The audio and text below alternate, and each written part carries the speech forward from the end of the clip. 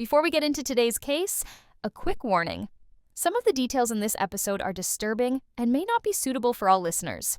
Please use discretion. Now, welcome back to Case Closed, the podcast where true crime meets the truly unbelievable.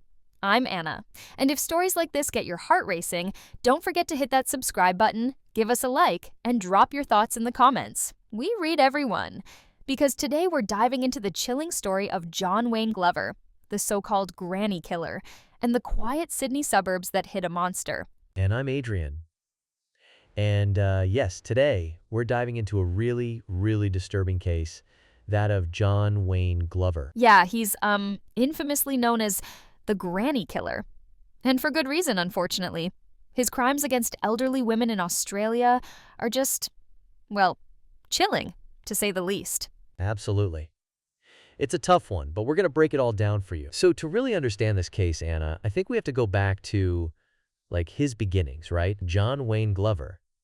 He was actually born in Wolverhampton, England, back in 1932. Yeah, that's right. And from what I understand, his early life was already pretty troubled, even before he came to Australia. I mean, he left school at 14. Yeah, he did. And he had a pretty extensive criminal record, actually, dating all the way back to 1947. Petty stuff, mostly, initially stealing clothing, handbags, that sort of thing. But it still, paints a picture. It does. It really does. And I think he even served in the British Army for a bit. But apparently he was expelled because these crimes, these earlier petty crimes, were discovered. Yeah, which is, interesting. So then he emigrates to Australia around 1956 or 57. And get this, he came with, no qualifications. Just started fresh, I guess. Or tried to. Right, and it didn't take long for him to, fall back into old habits. Seemingly, he was convicted of larceny in Victoria and New South Wales pretty soon after arriving. Yeah, but it gets, more disturbing than just larceny. In 1962, he was actually convicted on 2 counts of assaulting women, 2 counts of indecent assault, and 1 of assault occasioning actual bodily harm. And he also had 4 more counts of larceny. That's a lot. And he just got a 3-year good behavior bond for all that. Right? It's kind of shocking when you look at it. And, you mentioned his relationship with women. It seems like he had a really difficult, troubled relationship with older women in his life, especially his mother, Frida. Apparently, she had several husbands and many boyfriends, and that was a point of contention for him. Oh, absolutely. And it wasn't just his mother. When he married Gay Rolls in 1968, and they moved into his parents-in-law's house in Mosman, Sydney, he apparently also had a lot of trouble with his mother-in-law.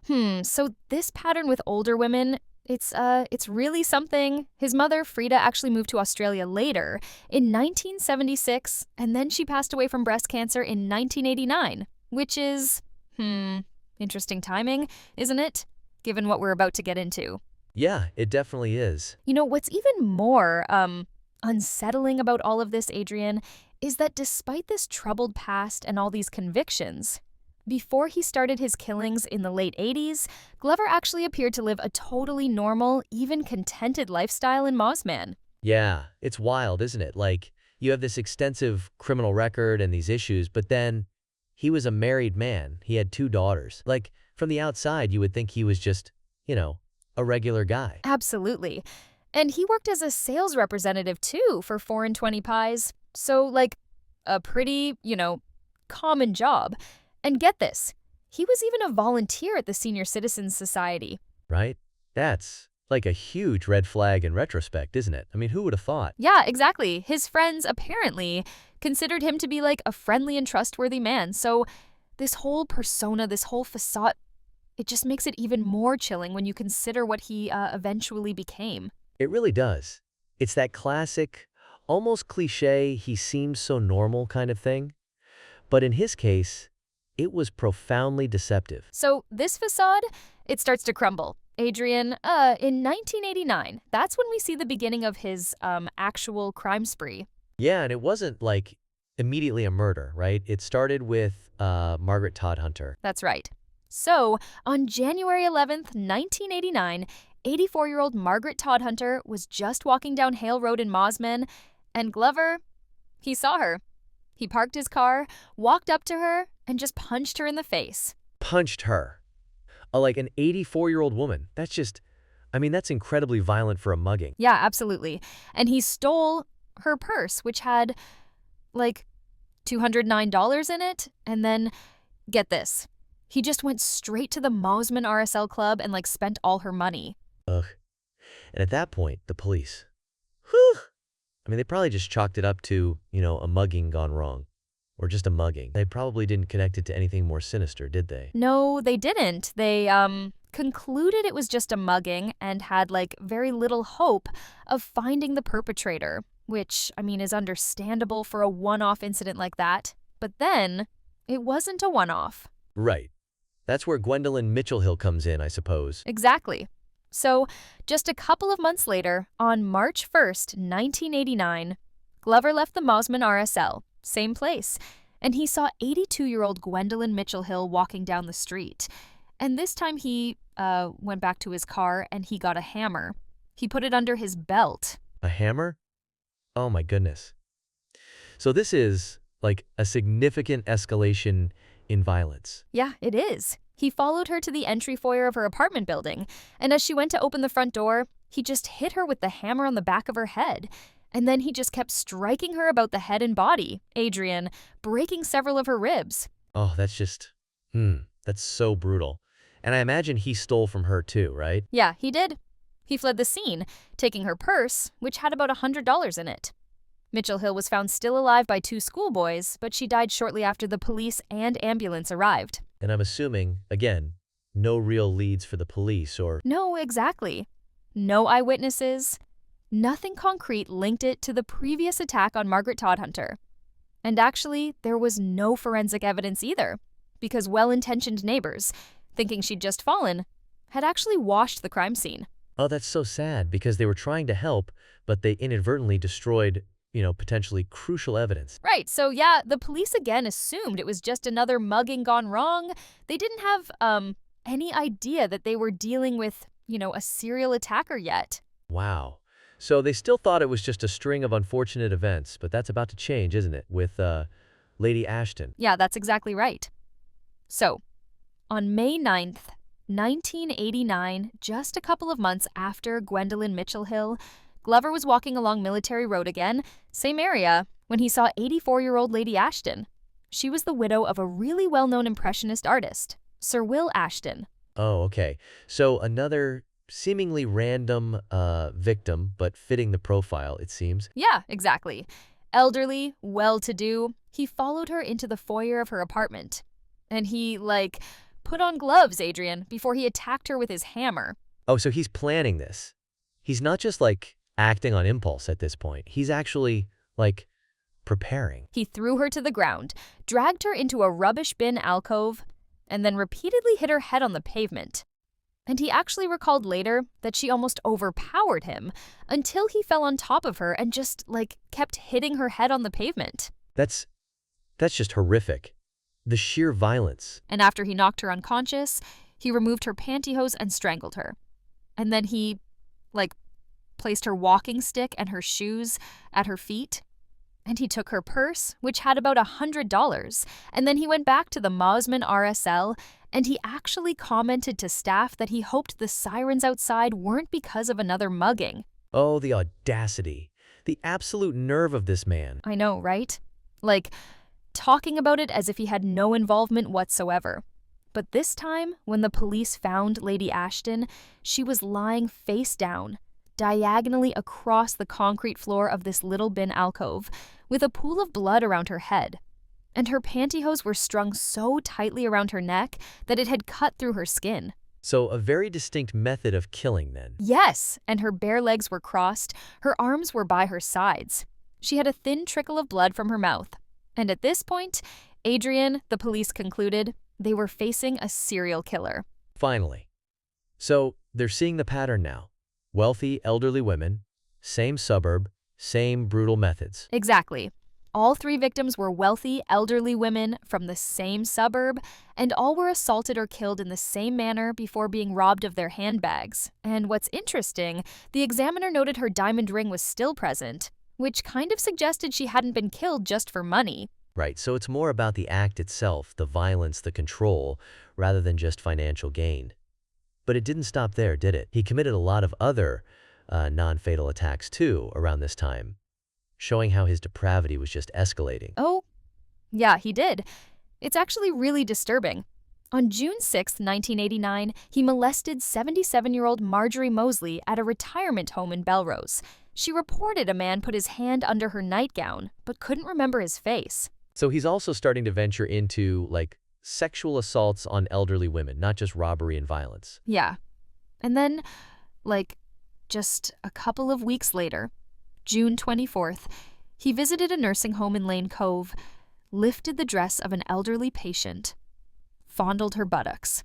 In a neighboring room, he slid his hand down another patient's nightdress, stroked her breasts. She cried out. He was briefly questioned by staff, but then he just left. He was never, suspected or identified for those at the time. He's getting bolder, for sure. And then, August 8th, 1989, he assaulted elderly Effie Carney in a back street of Linfield. And then in October 6th, he actually pretended to be a Dr. Adrian at a nursing home in Neutral Bay and ran his hand up the dress of a blind patient named Phyllis McNeil. She called for help, and he left. It's a pattern of preying on these vulnerable women. The sheer audacity, again. Pretending to be a doctor to get close to them. And it sounds like the police just didn't connect these molestation incidents to the more violent attacks at this point either. No, they didn't. Not at all. And then on October 18th, 1989, he followed 86-year-old Doris Cox to her retirement village, rammed her face into a brick wall. She survived, but couldn't give a clear description, probably due to her dementia. And get this, she thought her attacker was a young man, possibly a teenager or a skateboarder. A skateboarder? Oh my gosh, that's just so sad. And again, the crime scene was cleaned before police arrived, so they're just getting nowhere with clues. No, not at all. And it really just continues to get worse.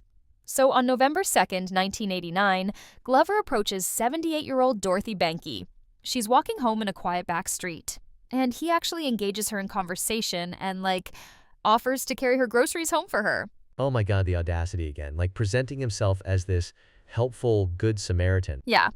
And she invites him in for a cup of tea, but he declines.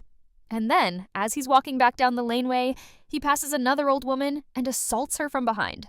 Oh, he just can't help himself. He sees another target, and he just goes for it. No, he can't. And this victim was 85-year-old widow Margaret Pahud, who was also on her way home from grocery shopping, and the police, they were certain this was the work of the granny killer.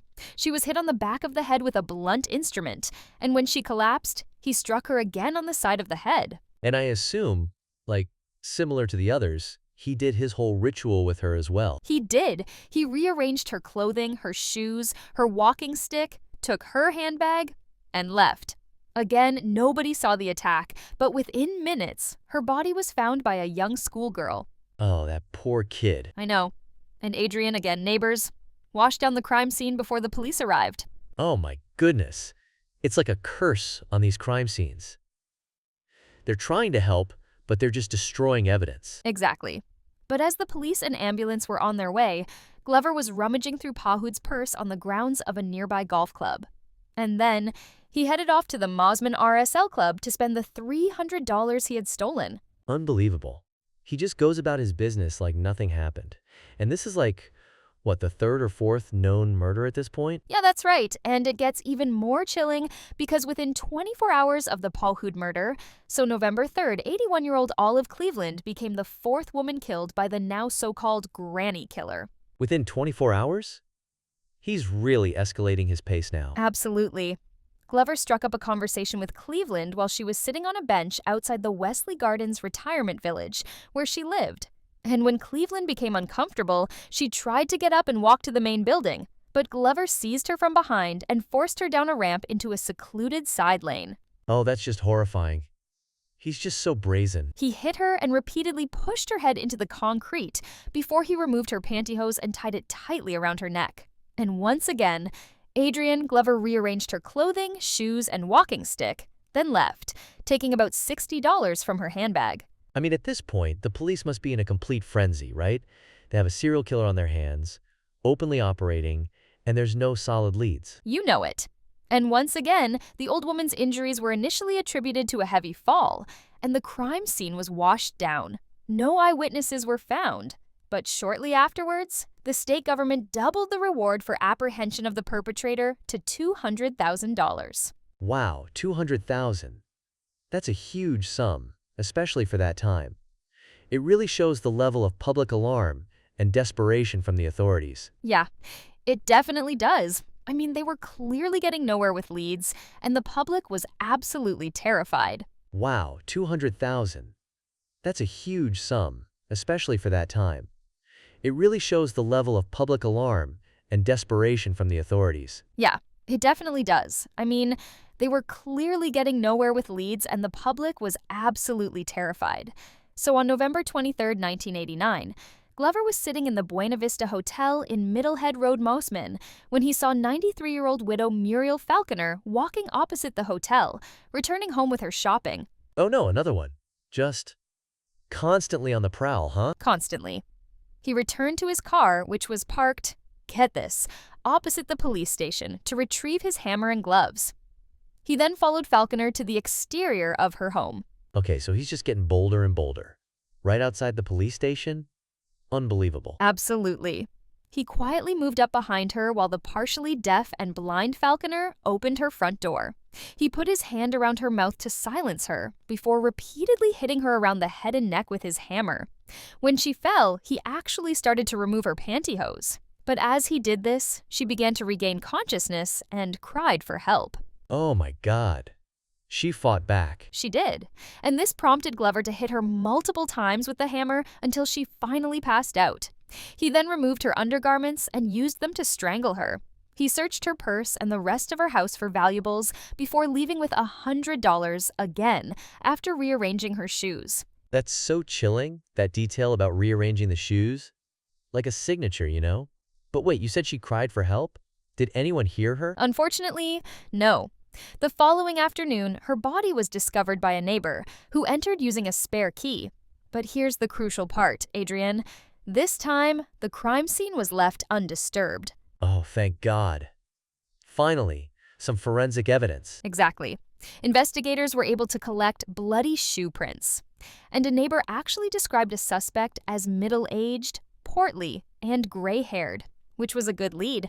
By Christmas, the reward was increased to $250,000. So, they finally had something concrete to work with. That must have been a huge breakthrough for the task force. A massive breakthrough. And it wasn't long after that things really started to connect.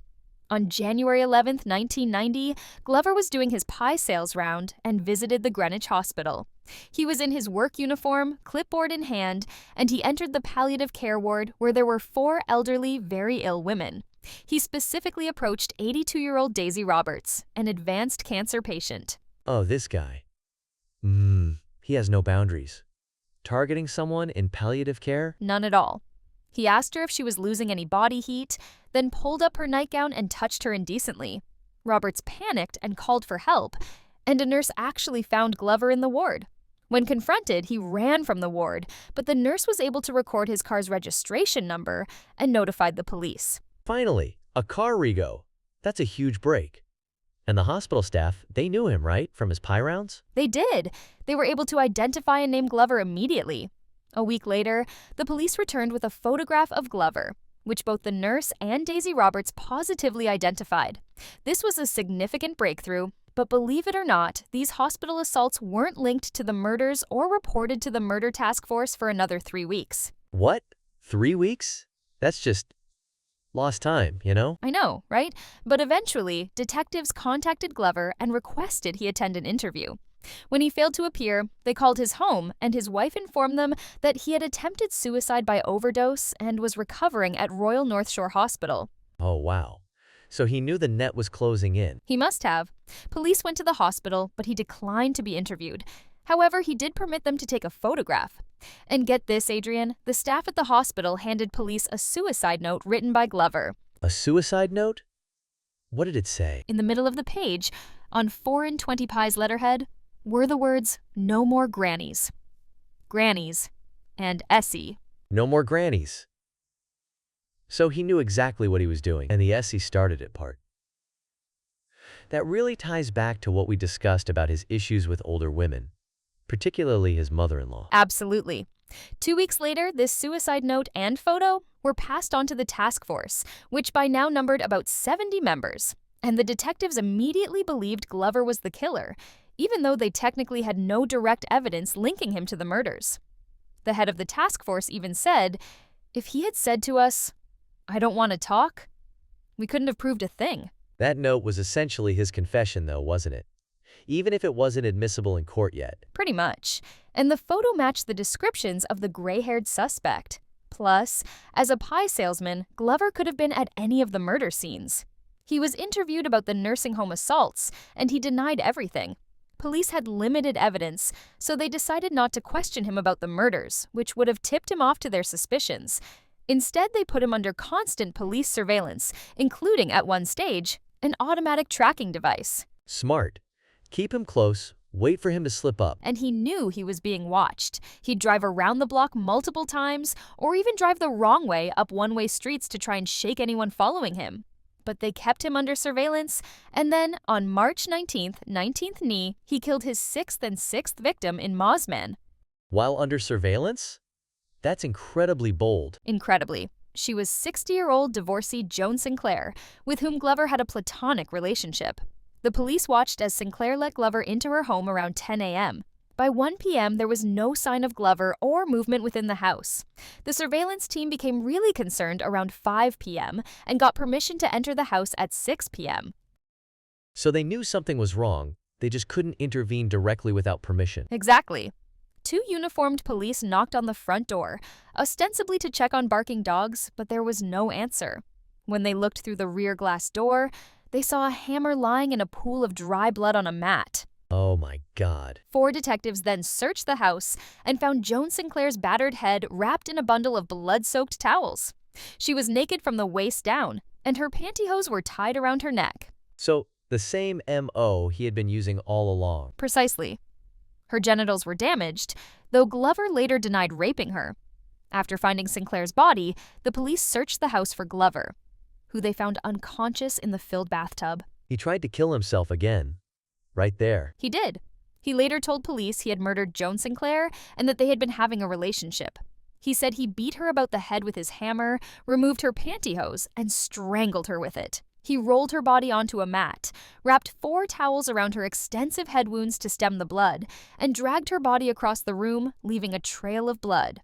Then he ran the bath, swallowed a handful of Valium with a bottle of Vought 69, slashed his left wrist, and just lay in the tub to die. So, as we discussed, Adrian, that incident at Greenwich Hospital, where Glover indecently assaulted Daisy Roberts, really was the crucial turning point. I mean, getting his car's registration and having the staff identify him as their 4-20 pie salesman, that was the first solid connection they had. Yeah, it really pulled the pieces together, didn't it?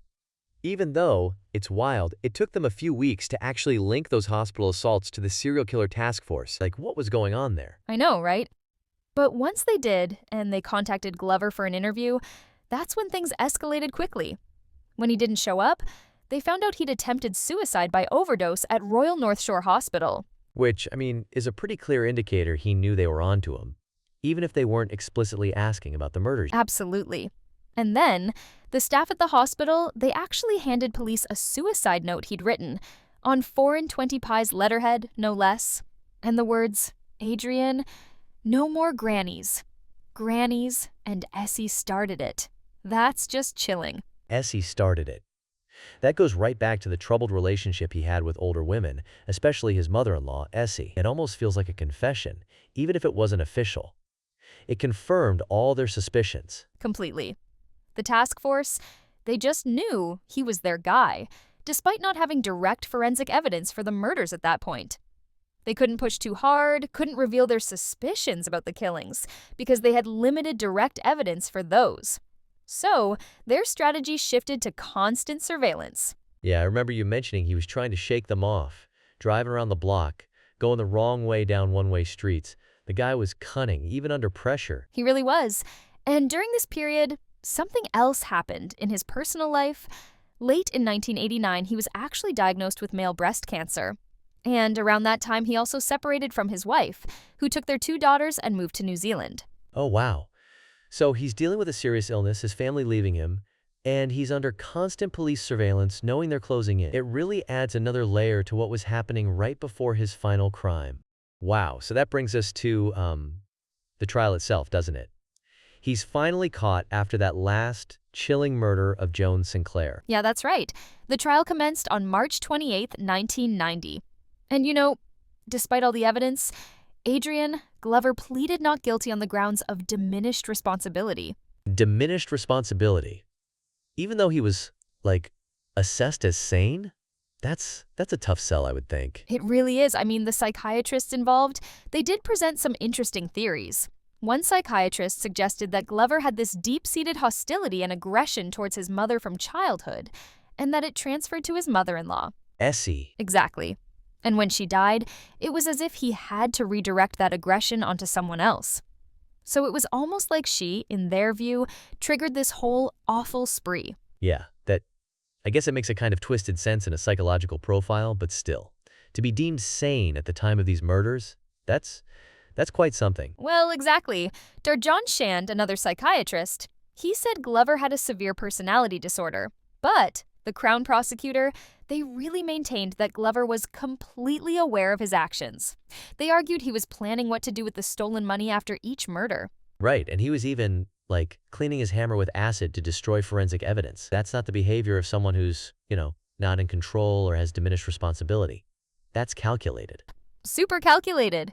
And they also brought up that he was impotent and had no interest in sex, but he would tie the pantyhose so tightly around his victims' necks, which the prosecution argued was to make sure they were dead, but also to try and trick the police into thinking it was a sexually motivated killer. Oh, wow. That's a whole other level of deception, isn't it, to try and throw him off the scent like that? So what did they say was his main motive then, if not sexual? Money. Pure and simple. The prosecution argued he was deeply addicted to poker machines. He had a gambling problem and, well, the easiest way for him to get more money for his gambling was just to steal it from these vulnerable women. Ugh, it's just so sad. So, what was the outcome of the trial? Did they buy the diminished responsibility? No, they didn't. After the guilty verdict was delivered, Justice Wood, the judge, he made a very powerful statement. He said that Glover was an extremely dangerous prisoner. He said Glover was able to choose when to attack and when to stay his hand. He is cunning and able to cover his tracks. Wow. And he just kept going. He said, "It is plain that he has chosen his moments carefully. Although the crimes have been opportunistic, he has not gone in where the risks were overwhelming." And then, Adrian, he gave him 6 life sentences without the possibility of parole. He stated, he is never to be released. Good. I mean, that's what you want to hear in a case like this, isn't it? For someone so clearly dangerous, who preyed on such vulnerable people, it's the only appropriate sentence. Absolutely. And Adrian, even after he was sentenced, the story of John Wayne Glover isn't quite finished. Days before he actually took his own life, he left this really cryptic sketch for his last outside visitor. Oh, a sketch? What was in it? It was a sketch of a park, and he had noted 2 pine trees in the image. And in the middle of the right pine tree, the number 9 could be seen, sort of, hidden between the leaves and branches. 9. What do they think that means? Well, it's said to represent either the total number of murders he committed, or, even more chillingly, the number of unsolved murders he committed. Oh, wow. So he's implying there were others? Beyond the 6 he was convicted for? Yeah, potentially. I mean, the article lists several unsolved murders that may have been committed by him, like Emmy Mae Anderson in 1961, Irene Kittle in 1963, Elsie Boys in 67, Christina Yankos in 68, Florence Broadhurst in 77. Florence Broadhurst, the artist? I've heard of that case. It was a pretty famous unsolved one. So he was a suspect in that too? He was, and he denied responsibility for that one, specifically when confronted. But that sketch, it definitely makes you wonder, doesn't it? If he was hinting at a darker, longer history of violence. Yeah, it's like a final, macabre confession, almost. So where was he imprisoned during all this? He was imprisoned at Lithgow Correctional Center in a maximum security cell. And, despite the never-to-be-released sentence, he was only there for about 15 years before he took matters into his own hands. Oh, that's right. He died in prison, didn't he?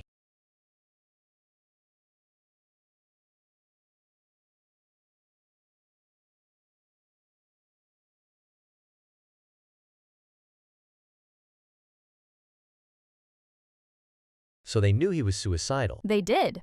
But despite all that, on September 10th, 2005, John Wayne Glover was found dead in his Lithgow cell.